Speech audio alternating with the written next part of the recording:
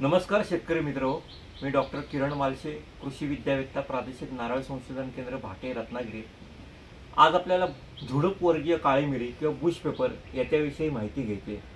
आपल्याला माहिती आहे काळी मिरी हे मसाला पीक आहे, काळं सोनं म्हणून ओळखलं जातं। आपल्या कोकणातलं वातावरण, जमीन हे काळी मिरी लागवडीला पोषकच आहे आणि त्याची व्यापक स्वरूपावरती आपण लागवड करत आहोत।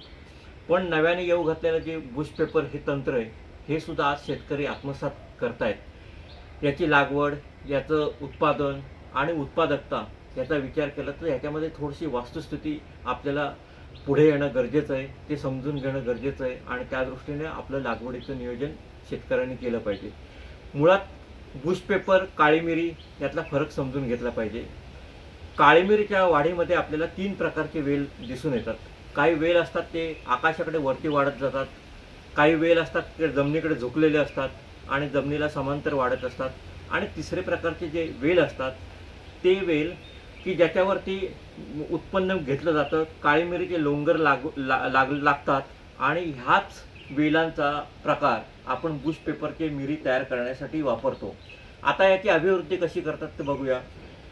जे मी म्हटलं तसं ज्याच्यावरती फलधारणा होते, लोंगर लागतात, मिरी धरते, त्याच वेलापासून आपण छाट कलम पद्धतीने अशा प्रकारे आपण रोपं तयार करू शकतो। ह्या रोपांची लागवड एकतर जमिनीमध्ये करून किंवा ह्या प्रकारे कुंडीमध्ये करून आपण बुश पेपरची लागवड करू शकतो।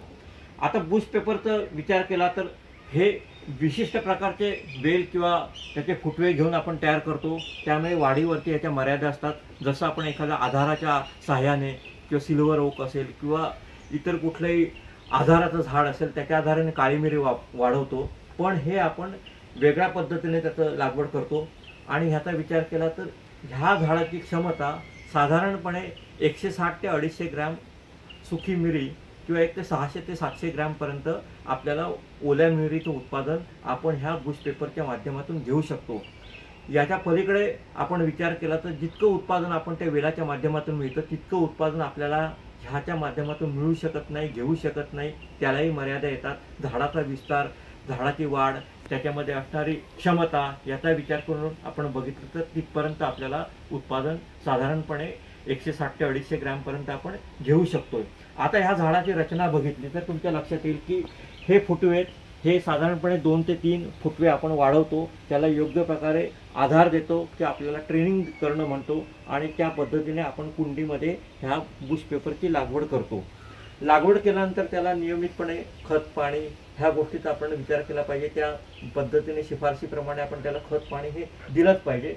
आणि त्यानंतर आपल्याला नियमितपणे ह्याच्यावरती फलधारणा झालेली दिसून येते। एक पक्वताची अवस्था आपण लक्षात घेऊन या फळांची काढणी करणं, त्याच्यानंतर त्याची प्रक्रिया करून त्याची वाळवणी करणं, आणि अशा प्रकारे आपण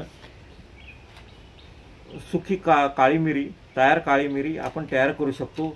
ओल्या उत्पादनाचा तुलना केली तर साधारणपणे 30% उतारा आपल्याला ह्या सुक्या काळी मिरीचा आपल्याला घेता येतो।